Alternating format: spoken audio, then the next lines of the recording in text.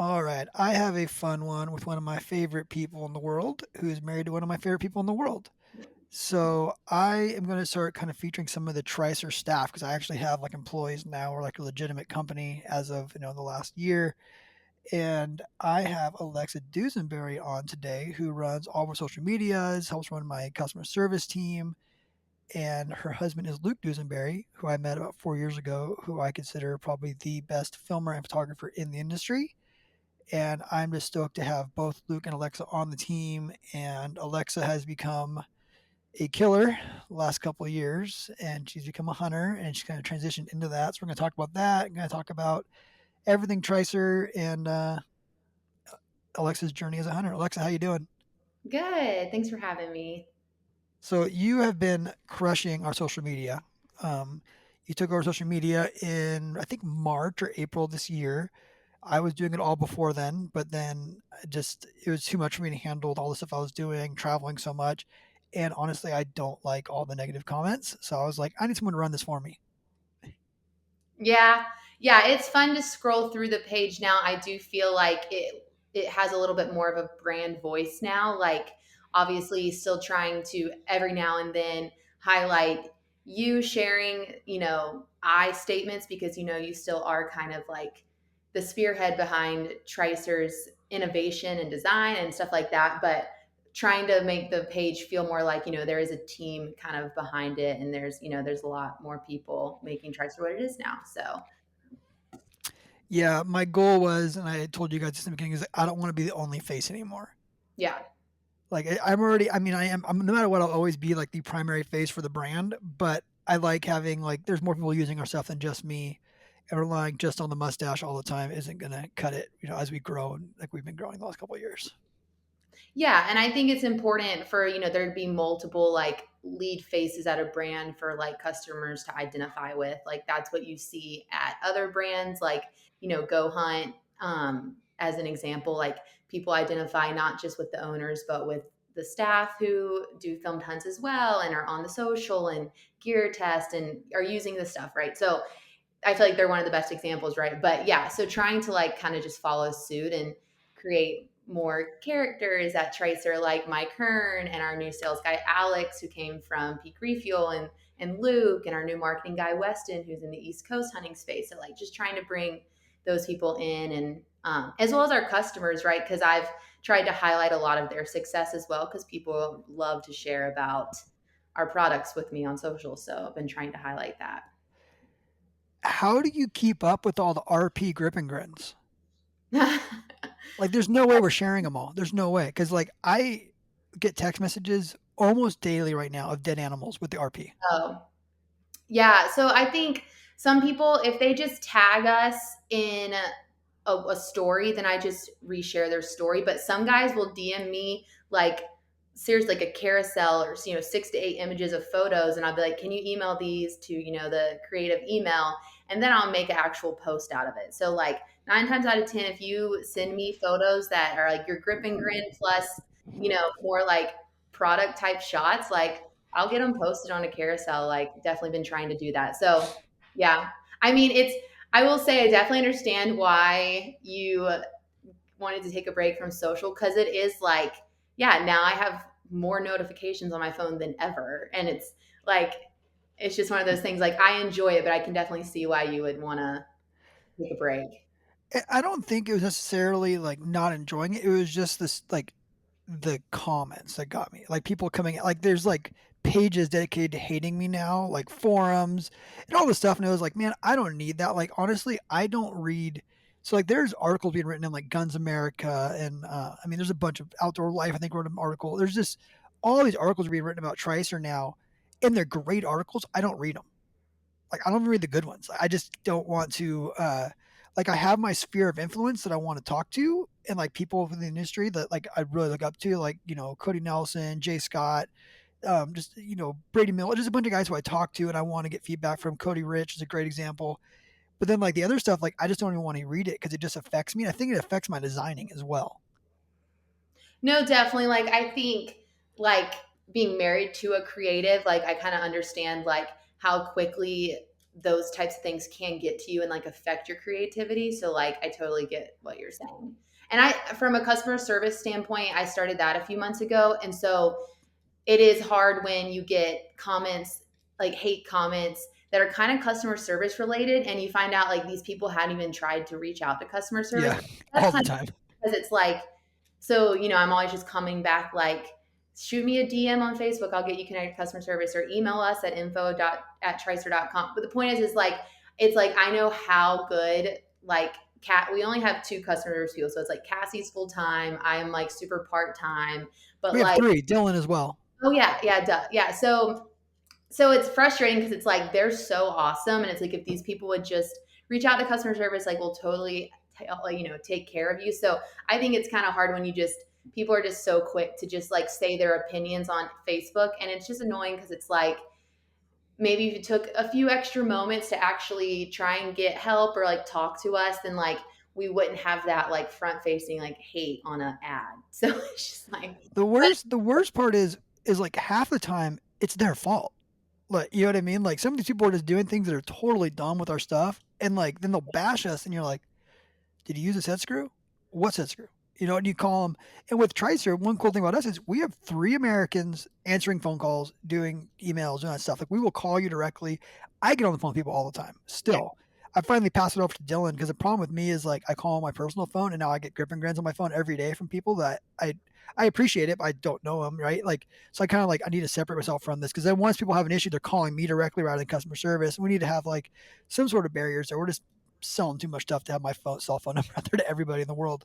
yeah, But you're people are very like maybe they just didn't fully understand how to use the products and they're already commenting angrily, and it's just as simple as like yeah, like did you check on the set screws or like just different stuff. So it's yeah, I do wish customers would slow down a little bit and maybe try and get help, or even people who like there's a lot of people who will break stuff because they didn't fully know how to work the product, so they're forcing things and then they break it and then it's like oh your product broke, but it's like no, like like you missed, you know what I mean? So we if, always replace it.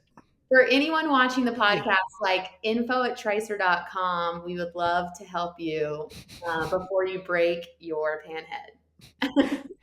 And the cool thing is though, like even with us, like you can run your stuff over and we replace it. Like we don't advertise that. We don't advertise like this Vortex warranty, but like we have never not replaced something. And like I have had people like they'll lie. They're blatantly lying about how something happened.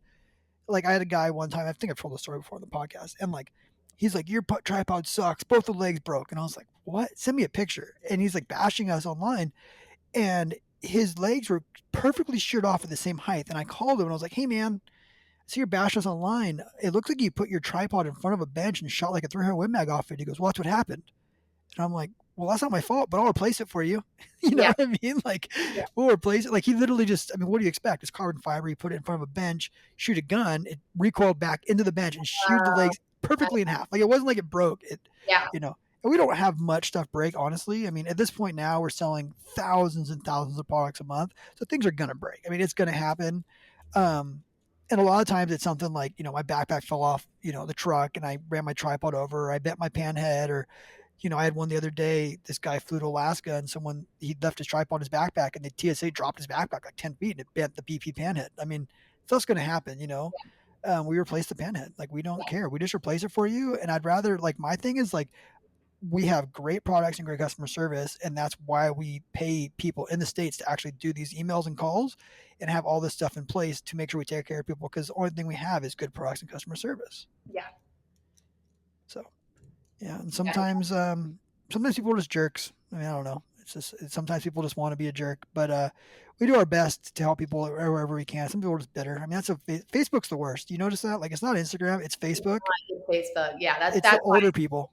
comments. It's like It's the, Facebook comments are typically like they didn't try to get customer service help, and so they're just like being quick to comment, and so it's just like yeah, Facebook is where it's at. yeah, there's something about like I don't know why Instagram is not as bad, but Facebook is like where I think it's because like where the older people are, like people over 40, and they just like to say crappy things on Facebook. Whatever it is.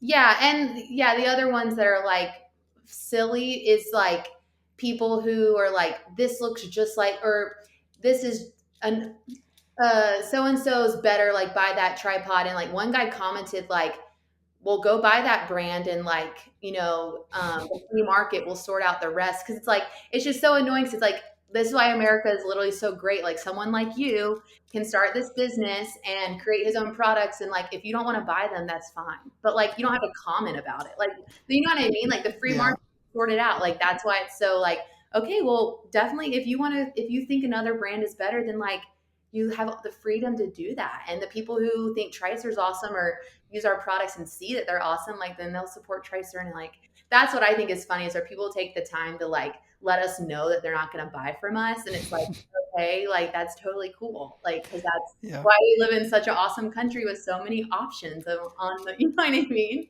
Well, that's why like all my stuff is universal. So you can run an outdoorsman's or a Subaru head on one of my tripods, or you can run an outdoorsman's tripod with one of my heads. Like I make it universal. Like I'm not a guy that's like, hey, you have to use all my stuff, right? If you want an ASIAC tripod, I don't care. Run their tripod. Do I think my stuff's better? Of course I do.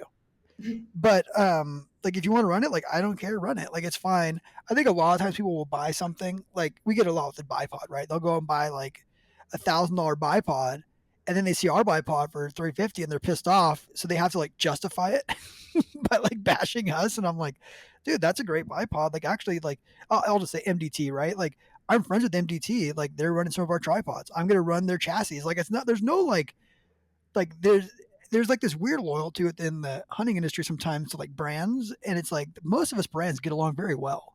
You know, we're not out there. I'm not out there bashing anybody. I want everyone to be successful. I want other brands to be other bipods to be successful, every tripod companies to be successful, because we all like rising tides raise all ships. But yeah, it is fun. It is fun being in the social media world and dealing with the toxicity of all that stuff. You know, the forums are a whole nother level. You know, you get on some of the forums, but Yeah, and that's a good segue, like because I am like newer to like the industry. It's like and as a new hunter myself, like I'm not someone who knows everything or knows all the answers or whatever. Like I'm a person who like wants to like be here and learn and be a better hunter and that kind of stuff. So like I've been so surprised, like, and I kind of knew this before I started working at Tricer, but I've like really felt it since working at being client facing at Tricer, customer facing. But like this is a really harsh industry. Like people are so like I'm still happy, like love to be a part of it, and I'm a super big advocate for the hunting industry. But like I don't get like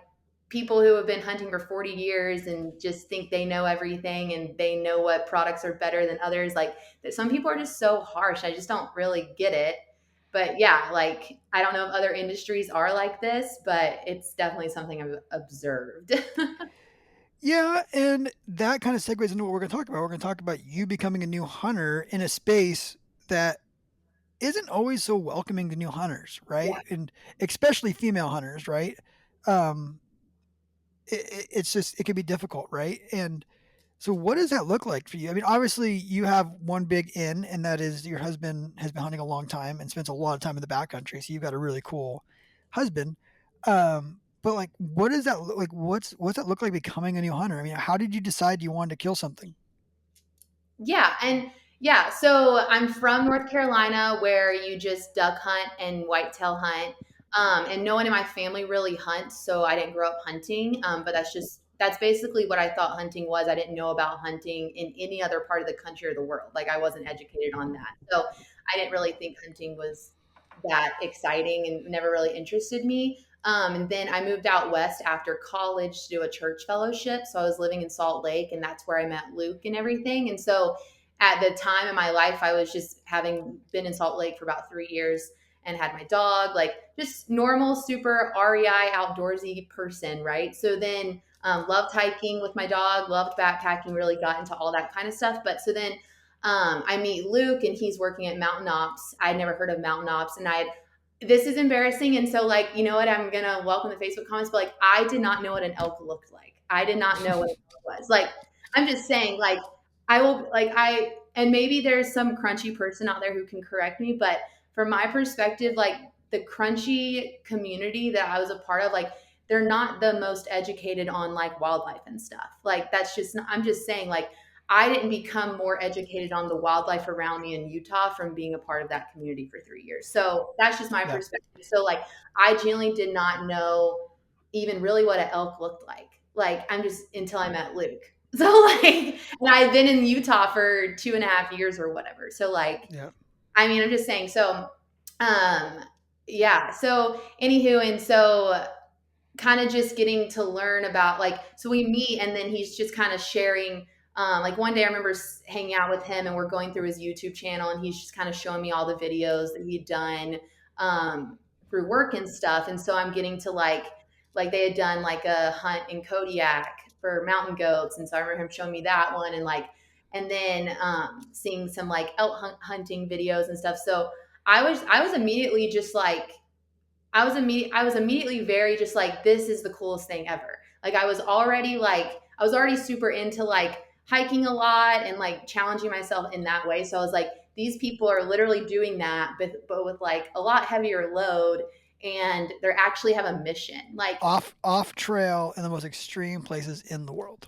yeah, and there's an actual mission. Like Hmm. at that point, I had been like, okay, on all trails, I'm doing this out and back 10 miles, and like, okay, you're the 5 mile stopping point, and when you're going to turn, like, you have it all already calculated, and it's going to take you 4 hours or whatever. Like, whereas like hunting's not like that. Like hunting, it's not like you wake up and you say, we're doing 10 miles today, and this is the route we're doing. Like, you'll start with a plan based off your e-scouting, but you can hear something or see something that's going to completely change how many miles you hike that day, or you get what I'm saying, It's right? So like, shocking how many miles you can hike on a hunt. Like when you see a deer and you get over there and that deer moved over here, and the next thing you know, you've done a 15-mile day.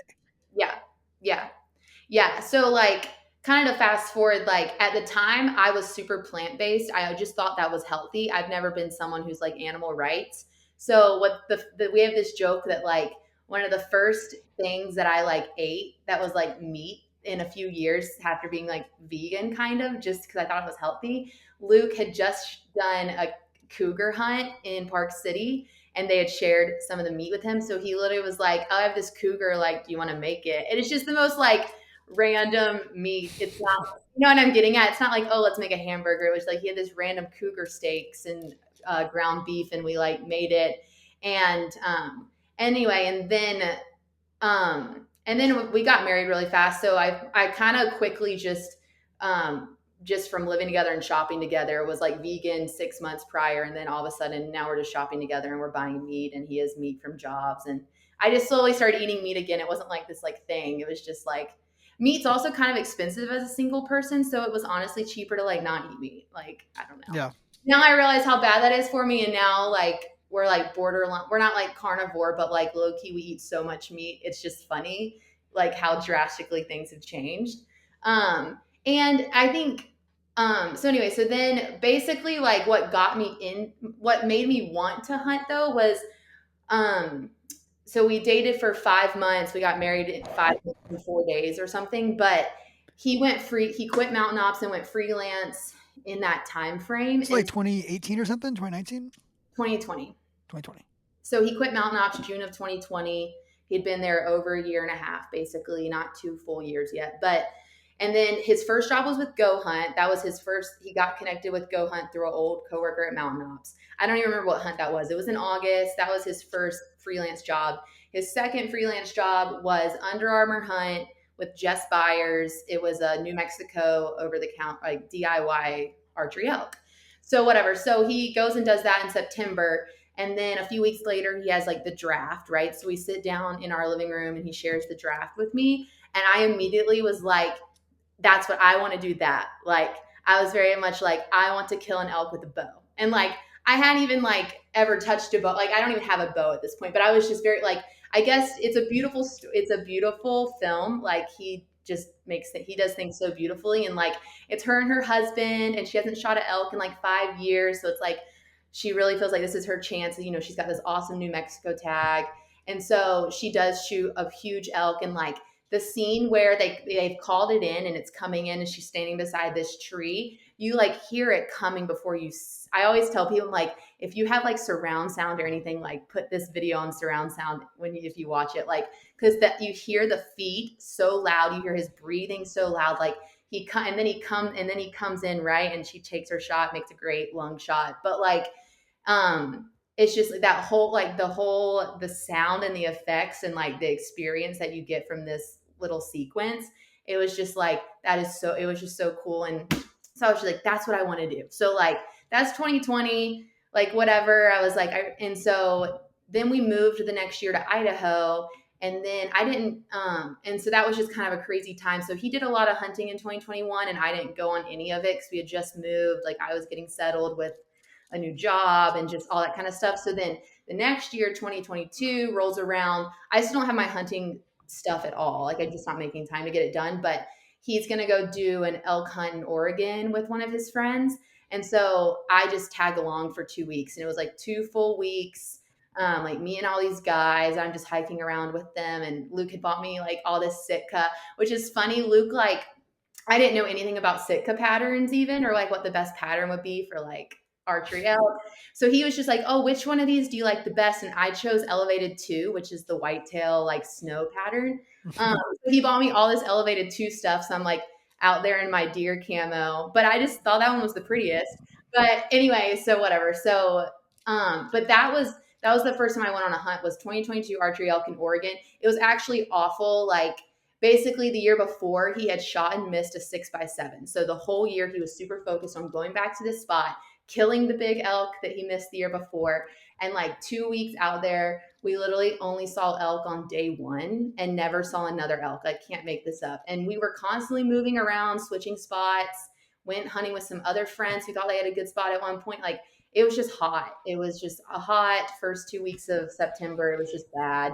But So um how did that differ from like so that's how most hunts are, right? Like Isaac's hunt this year, we saw two elk in 10 days, finally or 9 days, finally killed a bull on the ninth day, two bulls. Um, like as a non-hunter before, like like you weren't liberal or anything, but like you were a little crunchy. Like, what was your perspective on? Oh, you just go out and kill things, right? Like, what was your perspective? Like, hunting was easy. Just go out and shoot deer, shoot oh animals. yeah. Yeah, Like this is a versus like what you've experienced out west. Because like again the same thing those comments talked about in the beginning. Like we are a little snooty out west towards the eastern guys because we're like you don't understand what hunting is. Like we go hunting, right? So what's your perspective up until that point going on this hunt? Like you just go out and kill things, right? That's a great question. Yeah, that's a good back to our question. Like, yeah, so from my perspective, like East Coast, so in North Carolina, you get six whitetail tag. So people Mhm. just go out there and lay it down on these like little deer. And so I honestly always just thought it was hunting was kind of redneck. I was like, these people just go shoot all these deer. They're not even like that big or like cool looking. Like I always honestly thought it was super like hunting was super redneck. So I just didn't have a respect. I didn't have a respect for it at all. So again, that's kind of like when Luke introduced me and started showing me content of Western hunting and explained to me like what his hunting life was like growing up in Oregon. I was immediately like, oh, I can get behind that. Like Mhm. it is different out here. Not to say that everyone in North Carolina is a redneck, I disrespectful. can tell you right now that the guys in North Carolina that are hunting out east, like when you start meeting real whitetail guys, they're more hardcore than we are. They're insane. Like I Well, have like bull. friends at Timber Ninja and like dude, those guys the amount of time they put into killing a deer, I have so much respect. I couldn't do it. Like those guys are wild. So those Eastern guys are hardcore as well. But there is this weird perspective, especially back there where you're like running into a deer once a week with your car, anyways. Like, oh, hunting's easy. You just go out and shoot things, just kill things. You don't. And there's also this perspective that hunters don't love animals, Yeah. which is the most foulest thing I've ever heard of. Like, is false a word? Uh, false thing I've ever heard in my life. Because like I love animals. Like I love the adventure way more than the animal, right? Yeah. Way more than the kill. So keep going with that. So you at this point you think hunting's just gonna go out there and shoot some animals. I mean, yeah, but like Luke quickly shed a different light from again his Western perspective and growing up out west. So I quickly like again, I was like, oh, this is way different than what I'm used to. Like I can get behind this. And then 2020, like as you know, was also just it was a year where people start thinking about like medical ethics and like the holistic side of medical and food. Like it was a huge turning point for like, right? So like me who's someone who already is health conscious, even though I was like plant-based, I was plant-based because like I thought that was like the best. The point is like I'm already a health conscious person. So like 2020 was already a big year for me learning about how to be more holistically with medical and with food. So like I quickly was like, once I kind of got past the like mental block that I had with like thinking meat was like unhealthy or something, I was like harvesting my own meat is quite literally like the not only the coolest thing, but like the healthiest thing like my family can like practice. Like, you know what I mean? Even if I never get out there and it's just Luke who's hunting for us, like as our family or whatever. Like, so I don't know. But 2020 was just one of those years where you quickly everyone like it was just one of those like I literally met Luke, became like very conservative and pro hunting like overnight. Like just because once you kind of like your eyes open to these truths, like it was just like, oh yeah, this is what I want for my family. You know what I mean? I Oh, don't know. 100%. Yeah, 20 it's wild to think like it's been 6 years now since that chaos and like to look back at like what a crazy time that was in history. Like what a wild time in history where we just lost all of our rights, we're forced to do a bunch of stuff, and it's wild to think that we actually went through that. It's just it's hard to fathom even that whole time. And I But think it just expanded. they're putting mask mandates back in place in California in a few places, so I'm just like, you got to be kidding me. Yeah, 6 years later. So, yeah, anyways, back to it. You guys on your first elk hunt in Oregon. yeah. I didn't really care that much. I was super bummed for Luke because he had talked about this one elk all year and then we couldn't find it. And so I was kind of bummed for him, obviously. But I'm still just like, I'm getting to hike every day. Like, I'm not having to work. So I was still just like like, I wasn't super phased by the fact that we didn't I was a little bummed because we went into that hunt with a lot of excitement and hype from his past season. So, but still, I think I wasn't at the end of the day like again. I just was getting to be outside for 2 weeks and hiking around. So like it was still like I don't know. But at that same time, that right before we left for Oregon for that hunt, so like end of August, we went to the bow shop in Idaho Falls and I got a Matthews Mission, which is kind of a starter bow. And so I had just gotten a bow, which was a super stressful day because I don't like doing things I'm not good at. So obviously, shooting a bow for the first time is not it like the way your hand has to be turned. Like it's not just like this. Like Hmm. and like what's funny is like I like worked out and stuff. I thought I was like strong, and so they put me at a bow that was set to like 43 pounds, and I couldn't pull it back initially. So Yeah. I like super because I know that 40 is like 40. I got to have a bow that's 40. Like I can actually hunt with that. And I was just immediately like, I couldn't pull the bow back. Like I hit my arm twice. Like I was just like, I literally had like an anxiety attack. We had to like go take a break from the bow shop and get lunch and get like reset because I was like pissed. I was like, I've been wanting a bow for like 2 years and I come to get this bow and I can't even pull back for the minimum 40 pounds. Like I can't get my hand right. Like I was pissed because I don't like doing things I'm not good at. Like I immediately like, so whatever, we kind of reset and then I go back.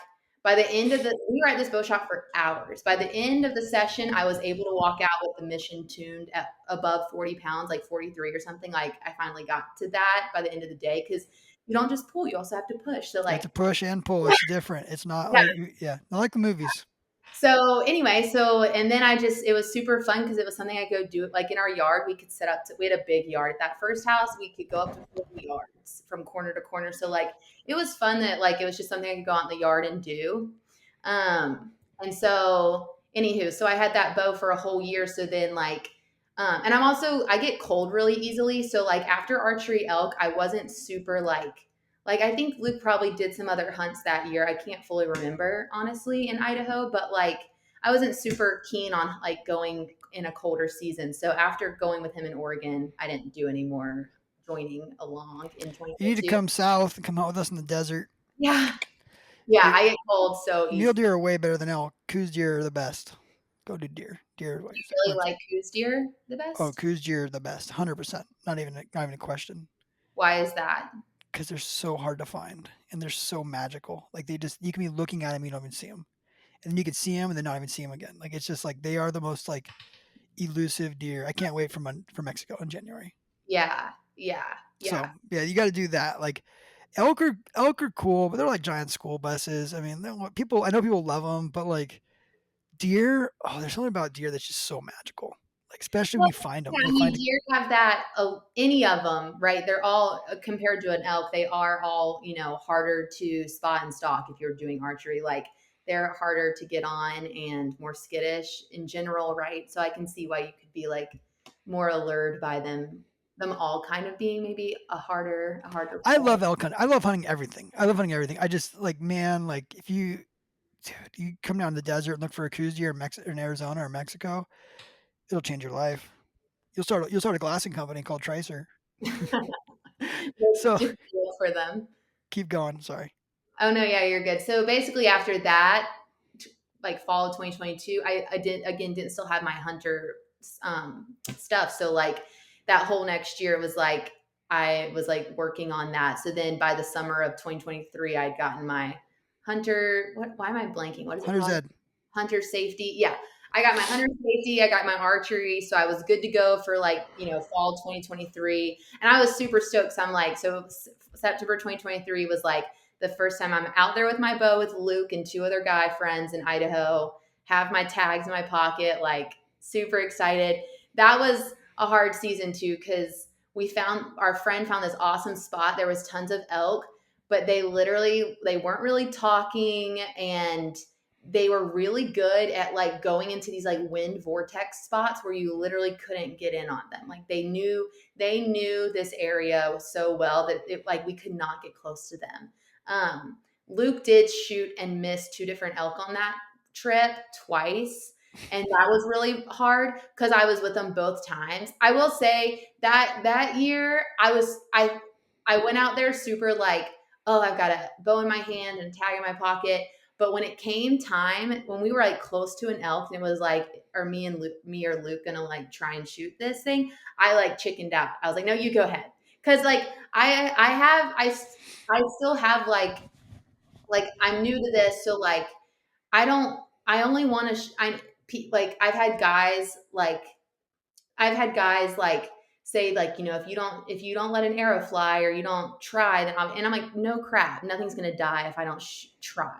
But the point is like I'm not at the point where I'm willing to like try for the sake of an animal's life. Like I'm just not. Like if I'm still very like me and Luke are both kind of this way. Like if he obviously is more experienced, so maybe he'll take more shots. But like we're both just like we're there for the adventure. Like we're there for whatever God puts in our like we're just not like he's not, and I never want to turn into one of those people who's just like letting things fly for the sake of letting things fly and maybe injuring an animal. Like I saw that happen a lot this season with people we were hunting with, and I just like I never. Archery is brutal. But even with rifle, I've seen it. So it's Yeah. just like archery is obviously more brutal, but even with rifle, people get all crazy and like just want to shoot something. Like I'm just saying, people are that way, and like I never want to do that. And so like, and I've had like guys be sassy at me about that, but if that's the way I want to hunt, I don't really know why anyone cares. Like if I'm okay with like not tagging out, like that's my thing. Do you know what I mean? Yep. I don't know. 100%. Maybe that'll change over time, but like, so it's It just fun. shouldn't. Hopefully, it doesn't. I feel like some of the most confident people are the ones who injure the most elk, honestly. So, I mean, you send arrows through trees and you know, in the butt versus good shots. Like, no, don't take compromising shots. Hopefully, it doesn't change Yeah. for you. I just mean like some people take shots they know aren't even bad before they even do it. And it was like, well, what was the point? It's like tons of people will make a shot that they really felt good about and it still went wrong, but at least the ethics were still there. Do you know what I'm Mhm. saying? Whereas like, Yep. it's just like zero ethics. You're just like, I know this is bad, but here we go. Like it's like, well, Yep. like what's the point? Like I actually like this archery season, we were driving around, this is like day 3. We're like driving around and there's a doe. I have a deer tag as well. I can shoot doe or buck in this unit. So there's a doe 50 yards right off the road, and Nate slams on brakes. He's like, Alexa, shoot it. So I hop out of the truck, but it was definitely like it was like I felt very like rushed, and I actually made a good shot. Like we watched the video, this doe did this.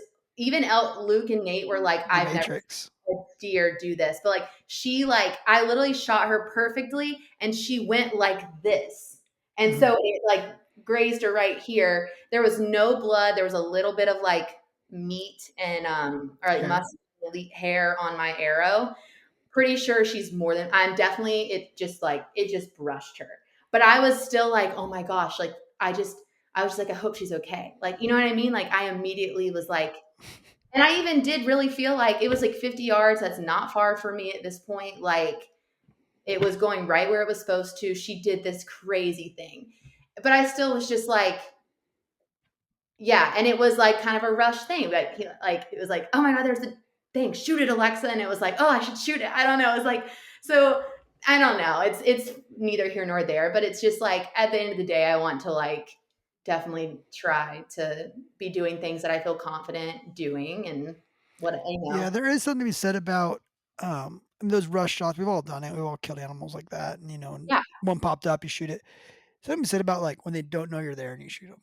You know what I mean? Like it's something that's really cool about it. It's kind of like what you want it to be done, right? You want to sneak up on it. It's feeding, doesn't know you're there. It steps out behind a bush.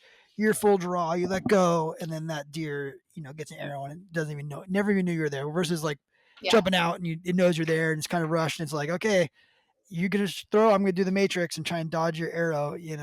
yeah. So So yeah, and I immediately like regretted it. So I just was like, and she definitely just had a good cut. She's way more than fine, but it was just like, yeah, yeah, I didn't love that feeling, and that was yeah. So that was the first time I kind of experienced that, I guess.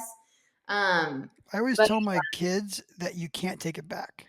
Remember that. Like you yeah, can't call a bullet back. So once you pull that trigger, like we're in it, right? yeah, Whether you injure the animal or not. And we've had a few, right? Especially hunting with kids, you've had a few where you've had to track an animal down or things went wrong, and you used to tell them like, well, you shouldn't have pulled the trigger. You know what I mean? Like wait for them to stop, do whatever. You rush it. Sometimes something goes wrong, and sometimes they miss. I mean, they've had a lot of misses. I mean, we've got 3 boys hunting now. It's going to happen when you're trying to teach a kid how to hunt, but you can never call that bullet back, right? And yeah, there's something to be said about like even me as somebody who's killed a lot of stuff now. Like sometimes you get excited and you make the wrong decision, and yeah. you're getting ready to pull the trigger on something. What am I doing? What? Come on.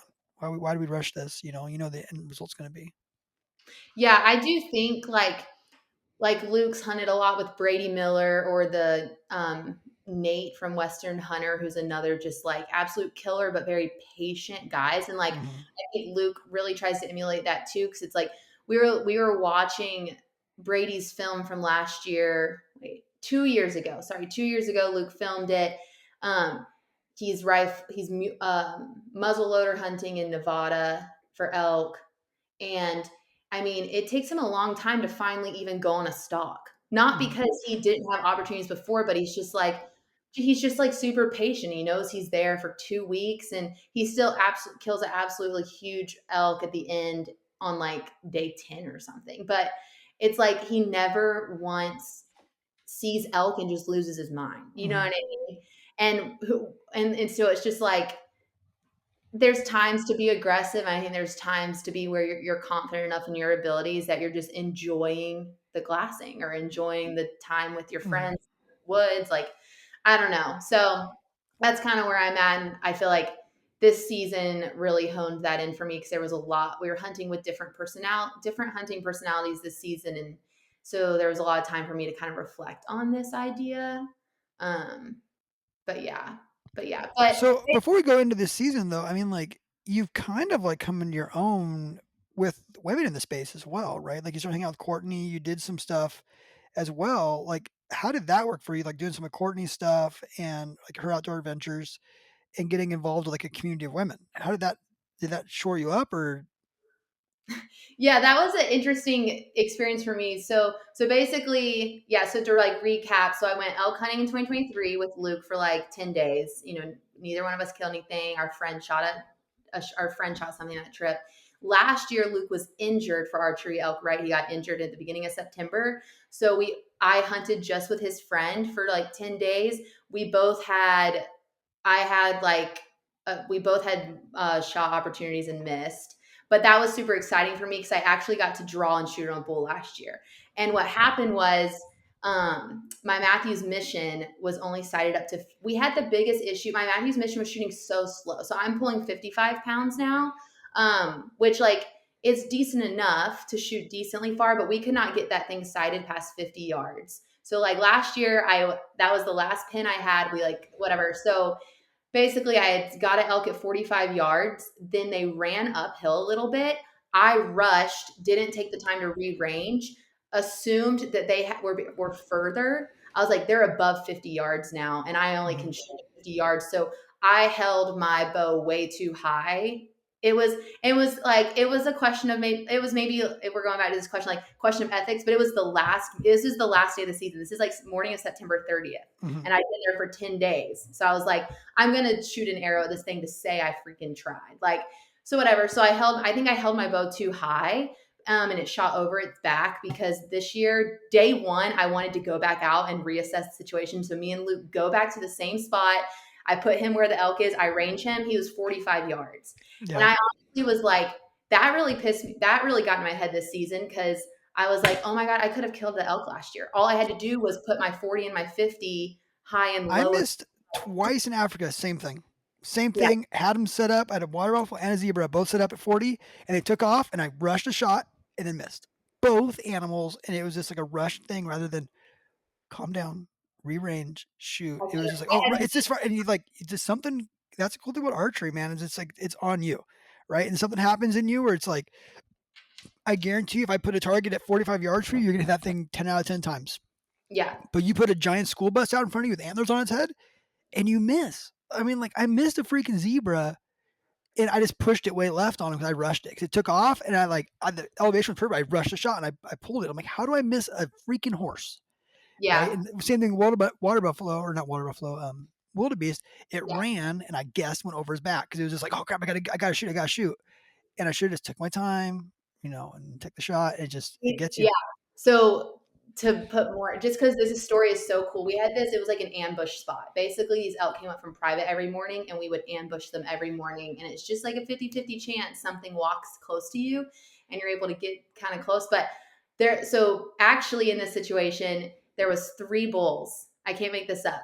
I range one of them at 45. They move up. So when I go to take my shot, I have a pick of 3 different bulls. Like you can't make this up. They're side by side, just like there. And I shot at the middle one because that seemed the smartest thing right in the middle. But it was just crazy. I'm like, there's 3 bulls standing right here in front of me. Like, what the heck? And so basically, it's just been annoying because all year I've been saying, oh, my Matthews mission wasn't sighted out far enough, and that's why I missed. And now that I know it was 45 yards and it should have been so easy to get those pins with his vitals in between, like it's been like I've had an excuse all year. And then when I realized actually I was still sighted in to make that shot, I've been pretty pissed because this year I got the Matthews Lift RS. So now like my Matthews mission was shooting at 209, is it feet per second? Oh, Now really?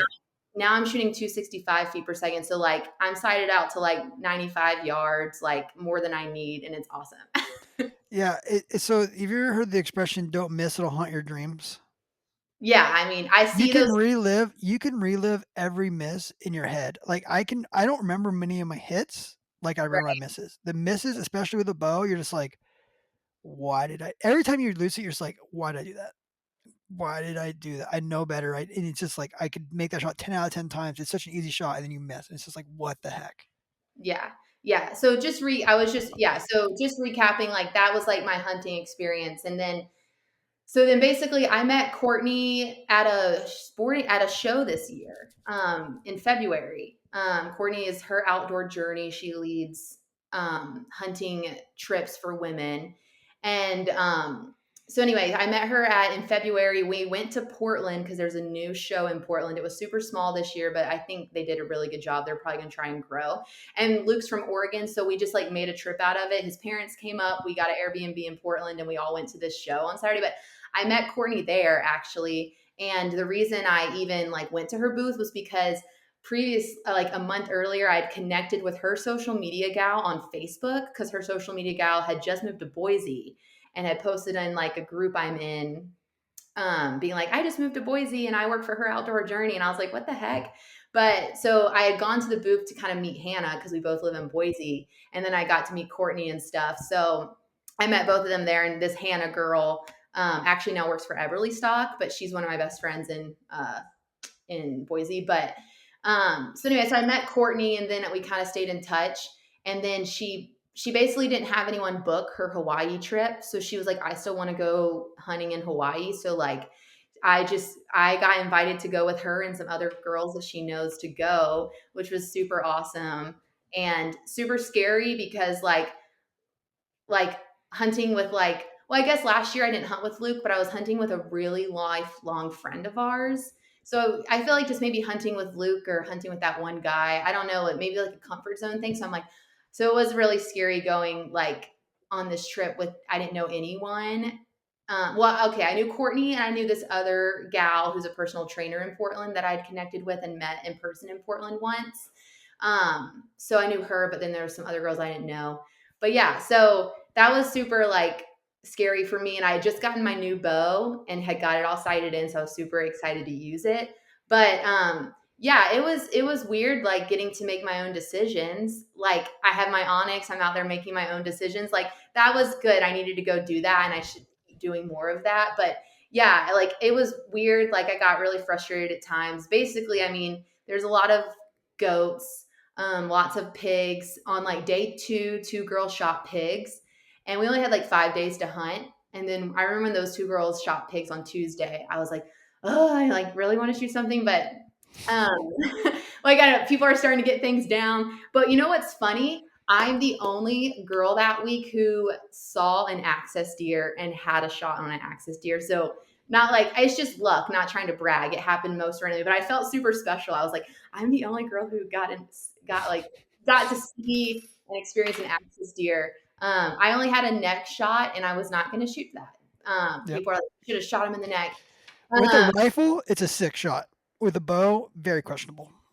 yeah, With a I just rifle, I've taken that shot a few times, and it's been on deer, not elk. It's been pretty money. You put it in there, they drop right there. Yeah. So day 4, I got to shoot a goat and it was awesome because I'd had so many chances. And what's crazy is like the night before, there was a huge goat, like probably double the size of the one that I shot at 60 yards. My friend who had shot a pig the day before, and she shot a lot of stuff. Like she's very experienced. So I think she wasn't really caring how much she got to kill in her time in Hawaii. So she was really sweet. And she's like, Alexa, shoot this goat. And it was 60 yards, which isn't too bad for me, but it was super downhill. Mhm. Like, and I was super high up and I couldn't get comfortable with like, it was at an angle. So I felt like I couldn't like get a sure footing. And I'm like trying to get comfortable. And basically he walks out of like, I just was like fumbling. Like, and I felt super horrible because I was like, Kelsey could have shot that and nailed it. And I just took that opportunity from her. And I felt super horrible. Like, Until just, you smell them, then you're like, oh, I don't really mind. oh, yeah, that was They, horrible. they Yeah. smell terrible. I killed a bunch of them this year. They smell terrible. They're fun to kill though. They're fun to kill. Great Like, practice. Great. If you want to go get some practice, go to Hawaii. Go to the Big Island, especially. There's goats and sheep everywhere. It is fun.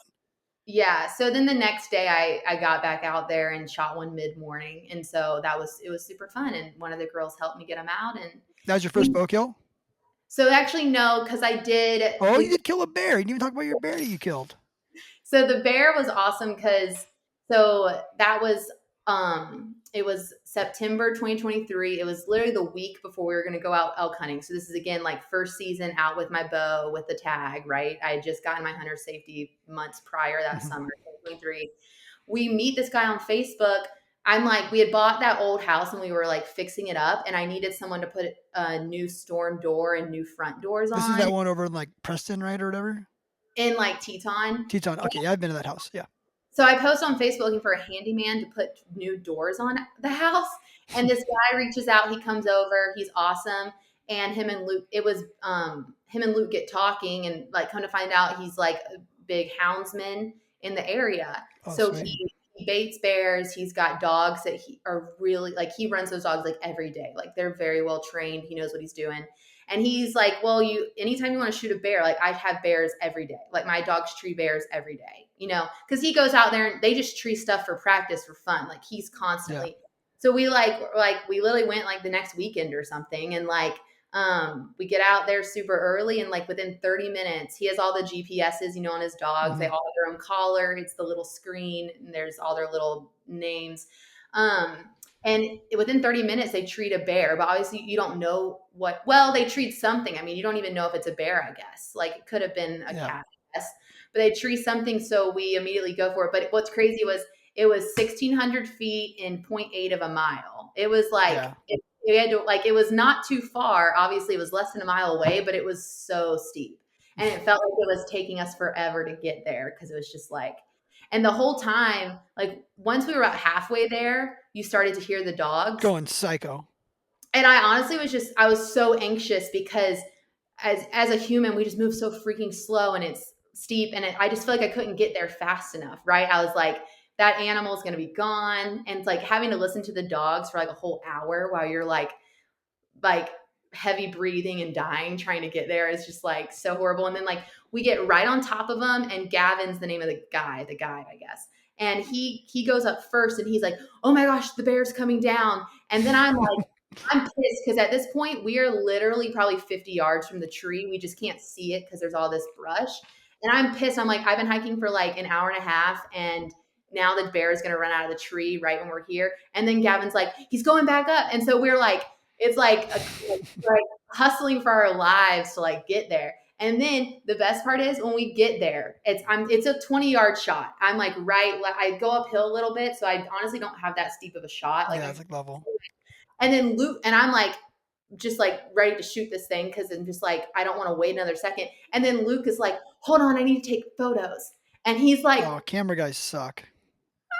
and then he's like taking photos of the bear in the tree, and I'm pissed. Like, and then it's I mean it feels like forever in the moment. I'm sure Luke took like an extra 60 seconds. Like he's very efficient at his job. Like, but in the moment it felt like what the heck. And then anyway, and then I literally shot it. I shot it and I thought it was perfect.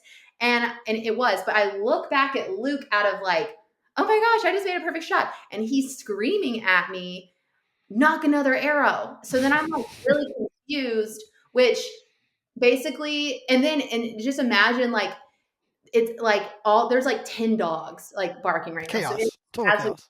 chaos. And he's like screaming at me to knock another arrow. So I'm not even efficient at it because I'm like fumbling to knock an arrow. And then he's yelling, oh, he's dead. And what's funny is like I never even see the bear once because I literally shoot it, see it make contact, look at Luke, he's screaming at me. I'm like looking down, and then he's like, "Oh, he's dead." So then now we have it on film in slow mo, and it's awesome. It's like he basically Luke was yelling because the first thing the bear did was like scurry up the tree like another. Yeah. And so Luke thought maybe he wasn't dead, and then he literally just goes like he like dies, and he like falls out of the tree because I literally shot it right in the heart, and it was awesome. And then I was like crying, and Luke was crying. Yeah, Yeah. it's pretty neat. You learn that now, right? Like you probably know now you've done it more. Like it's always rack another round, knock Yes. another arrow. It's like it's always kind of like same thing with my kids. Like put another one in just in case. Like I shot that deer. I think you saw the video. I shot that one at like 600 yards this year in Alaska. Instantly, another one's in the chamber, and I'm watching it. Right, just if I can put another one in, just in case. Right, like even if it's on its feet, you know it's going to die. Sometimes you just want to put it. We always say shoot till they're on the ground. Right, shoot till they're down, Yeah. especially with elk. I think that's a good example because it's like I am brand new to this. So like I feel again, it's just like this is an industry where like so we have a little 7-minute film on YouTube. Luke's never publicized it, so no one's ever watched it, but it's super nice to just look at and have for my memory. But um it's like let's say that was like a live film or something dumb, like people might be like, oh, this girl sucks because she doesn't know to knock another arrow. Like this is just the kind of community that we have sometimes. And it's just like I never like as a face at Tricer or as Luke's wife who might be filmed doing something like I never want to come off as like someone who's just like oh they're filming her and this girl has only been hunting for 3 years and she knows she's trying to act like she knows what she's doing. Like I hope that my platform, whatever it might be, small or big, like it's always like I'm literally just someone who's trying to learn and trying to do something that I think is like the best thing for my family and just trying Mm-hmm. to learn a new skill and like challenge myself. Like that's kind of like my platform. On top of the fact that like this is um like every industry is like maybe male heavy. So it's just like there's a lot of guys who hunt, but there's not a lot of wives who go hunting too. So it's like so that's just kind of my thing. Like I'm just trying to spend time with my husband or whatever friends are out there. I'm just trying to learn. I'm just trying to challenge myself. I'm just trying to learn new skills. Like that's kind of like my platform because there's a lot of people. There's a lot of like this coming from the like seeing the influencer stuff too since helping at Tricer. Like there's a lot of people that I know who don't know what they're doing, who try to pretend they know what they're doing for the sake of being an influencer. I'm just being honest and like Oh yeah. I never want because people just like want to have a platform, they want to be filmed, they want this, they want that, and it's like It is shocking, and the same thing too. You realize is that most of these guys take the same shots, do the same things, they're just not getting filmed, right? Like it's like these armchair quarterbacks are terrible, right? Like I have a filmer on me all the time. I've had a couple hunts here with no like I went out locally by myself for coyotes one day, killed a dog, and it was the best morning I had all year because I had no camera guy. And like it's hard to always be on. And when people come on and criticize you, it's like you don't understand what it's like to have a camera on you. From the time you wake up, you're waking up and like Luke has a camera in your face, right? And you're Brad has a camera on my face, and I'm like, I'm trying to make coffee, like, and you're always having to be on. It's nice not having a camera there. It really yes. is nice, but it's part of what we do, right? I kind of have to do that now, right? Like, I get to have the coolest job in the world. I get to hunt all over the world, but there's gonna be a camera on me when I do so, right? But anyone who like criticizes a shot, like they made the same shot. We've all made the same. We've all been in the situation where we rushed, things went wrong, the deer's going by a tree. You gotta take the shot. You start panicking. You just start sending bullets. Like it just happens. Some things go wrong, and I can tell you this about the hunting industry as a whole is a lot of things don't make it on camera. so Oh, so trust me, a lot of things don't make it on camera, right? I know that for a fact for myself, right? Like from some hunts I've been on, like that's not going on camera. Like that miss ain't making it. Like that was why did I pull the trigger? Like don't put that on there. Um, so anyways, we got to kind of wrap it up here, but I want to hear about this season. So let's get to this season because I got another pod in like 20 minutes. So let's hear about this season because now we've got the goat killed, we've got the Sitka gear, we've got everything. We're learning. We got the Matthews lift. I mean, like you're pretty much dialed now, right? I Uh, got Alpine this year, so I actually have the right camo. yeah, I don't even wear camo, so you're fine. Which we need to talk about Yolanda because she's dialed in now. I don't know if you know this or not, but you've inspired. Oh, Yolanda's got a full. So like you've inspired people, right? Like our operations manager at Tricer, she jokes around. She's like, I'm a Democrat from Colorado. Well, she's also now she's just got a full. She wants to get a bow. Like I yeah. think you've inspired her, right? And she's out in the field and she's seeing elk. And when she's seeing elk now, she's like, I want to eat that elk, which is funny to Yeah. hear. And she texted me and Sean last night, my COO, and she's like, check out my gear. And we had Sean had reached out to First Light and they sent Yolanda a full kit. Just I mean, Yolanda's dialed with like thousands of dollars in First Light gear now, like all camoed out. And like it's cool to see like you guys like trend like doing that, right? Like again, like I want you guys to be the face of this company, right? Like I want the whole brand as a whole to be represented by my whole team, not just by me. It's neat to see like every aspect of it from like people with more experience, people who are just learning. Like I want all of those things, right? Within the company. And I think it's neat. And I think when I film my stuff, you'll see a lot in my films. I actually say like I'm not a good hunter. Like I just love hunting. Like I am not Brady Miller. Like I never will be. Like I'm not. Just the same way I'm not Tom Brady, I'm not Brady Miller. Like do I kill things now? Yes. But am I those guys? No, I'll never be. Like it's just there's a whole nother level of this thing that those guys are. Um, but gosh, we love it. And at Tricer, we all love hunting. We all love getting out there, and that's why everyone who works for Tricer, I encourage them to be in the field. That's why all of September was annoying for all of us because none of us were together at the same time. We're all like on Starlink or satellite messages. Like it's just constantly trying to get a hold of each other was a nightmare, but it worked. We got it through it. But so you got to this year. So now we're at this year. You're going to kill your first elk is the goal. Yeah, and I have been basically ever since I got my new bow and I've felt super confident. I also got like the thumb release now. Like I don't have the Oh, that's wrist. so much better. I Yeah, love I the had thumb a lot of release. issues with my wrist getting my anchor low enough and like, I just really felt like I just knew that this was going to be the year because like I've never been more confident with the weapon, right? So it's like and because Luke was injured last year. It was like this year we're hunting all month. He took one job. It was super chill. He went to the Deseret, filmed for Leopold for 6 days but it was like he took one job to pay the bills, but then we like, it was like we had 24 days out of September, which is an insane amount. And now even looking back, we're like, okay, that was too much because then we were burnt out. So anywho, yeah, so we're like maybe like 14 is like, because I've done like 7 to 10, and then this year was 24, so maybe like 14 is like the good set. But yeah, so basically we went to the same unit or the same zone that has multiple units in it that we were in last year. Just because me and this friend John had we were only out there like 10 days or whatever, maybe less. And we had such an insane time, like constantly in elk. We both got to shoot and miss. We both one day had cows at 20 yards, and we could have been like 1, 2, 3, and actually, like, genuinely, they were like they walked past us and didn't know we were there. It was insane. And that was like early on, and we're like, oh, we're gonna wait. And now we were talking about this year. We were like, we freaking should have shot those cows those days. You know what I mean? So like, I don't know, last year was so awesome. So we go back to the same unit. We're like camping in the same spot. We find some really awesome new spots. We were hunting with Nate Illingsworth, who is a huge asset because the guy will talk to anyone. And so every time I went to the gas station, he got more intel. So seriously, like, Luke's not going to do that. Luke is not going to go bother someone about what are they doing. And Nate's not like rude. He's not like intrusive and like getting like, he just becomes friends with people so fast, and they share a little bit with him. So like, just saying, he was constantly getting us intel. We were just like, we know this unit so good. Like, I don't know. It's just, and I don't really, I had a chance to shoot a cow at 33 that I didn't take, like, didn't learn my lesson from last year. That was the only shot opportunity I had in 24 days. And it was just even Luke had a cow at 60, and we had these little Rocky talkies that were awesome because we could, like, someone could glass while two people went in, and you could like guide them. And we used those a lot, and they were awesome. For some dumb reason, Luke takes a stalk on these cows, literally is about to shoot them, and doesn't turn his walkie off, because he should have turned it off the minute he went on that stalk. You know what I mean? It's like, we Mhm. don't need to talk to you.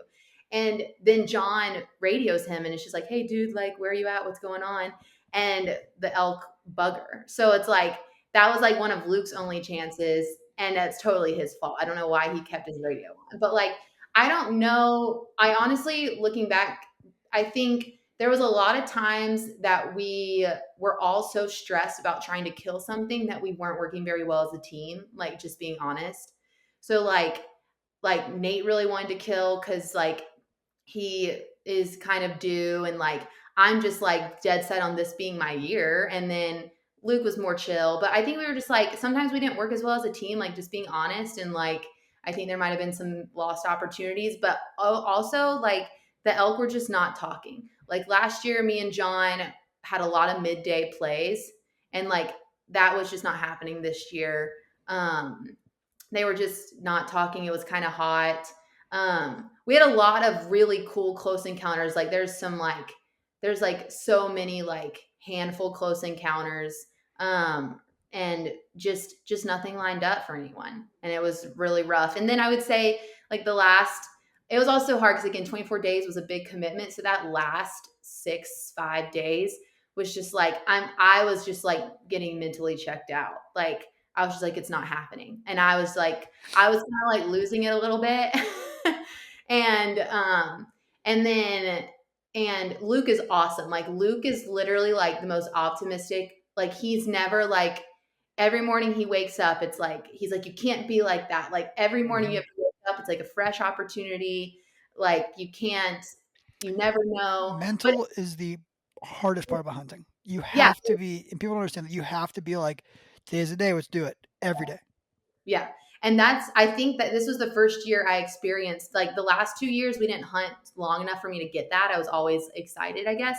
So this year was the first year that I realized, like, I was really struggling, like, mentally. Cause I just like, you're in this, like, I've been in the same tent for 20 days, and Smell bad.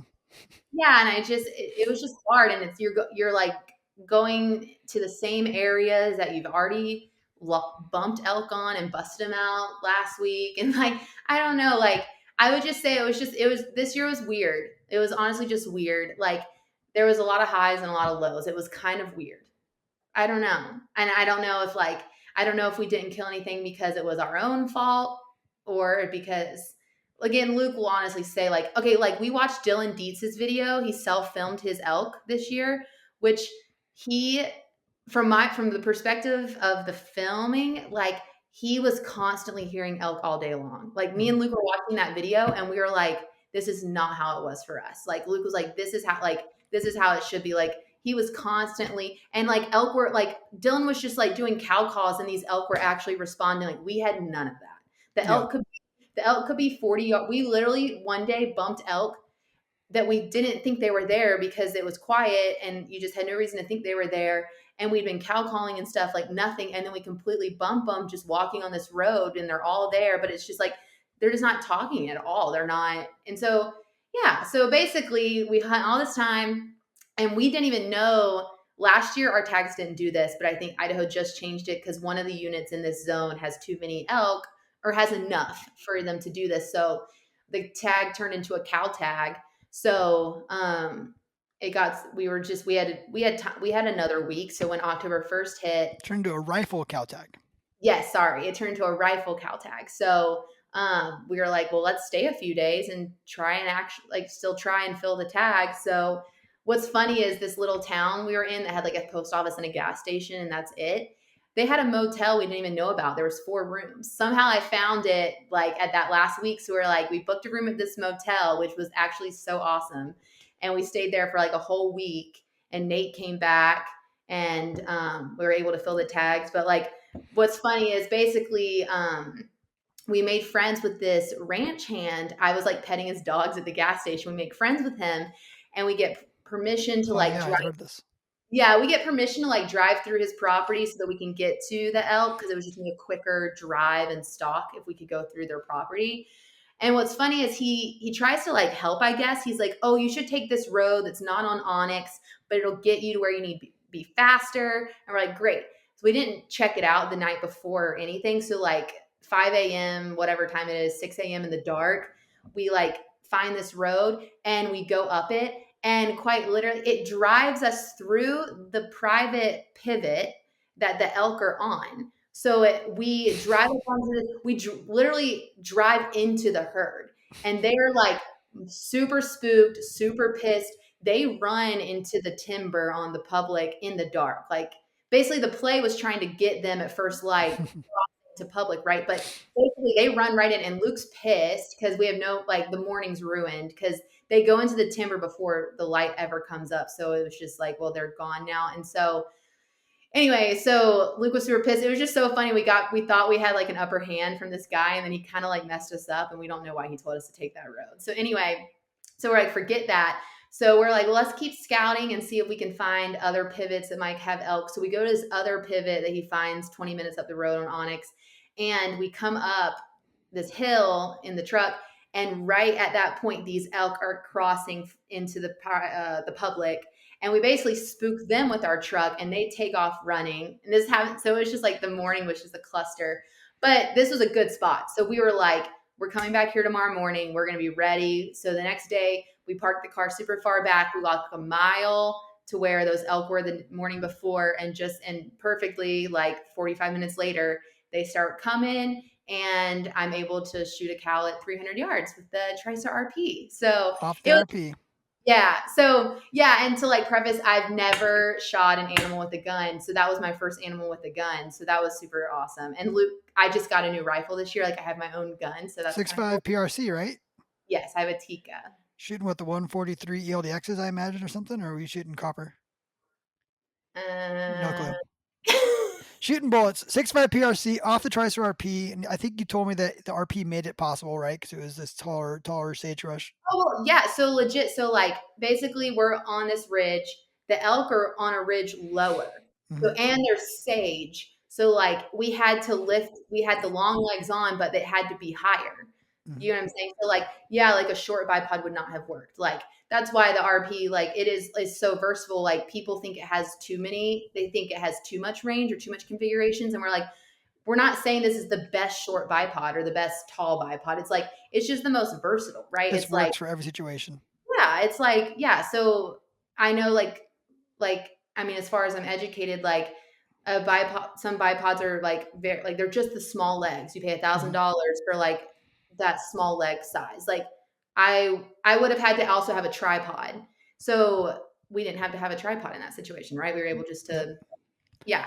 So yeah, anyway, so yeah, so that was awesome. And then the next morning Luke went out with Nate and they both got in the same spot.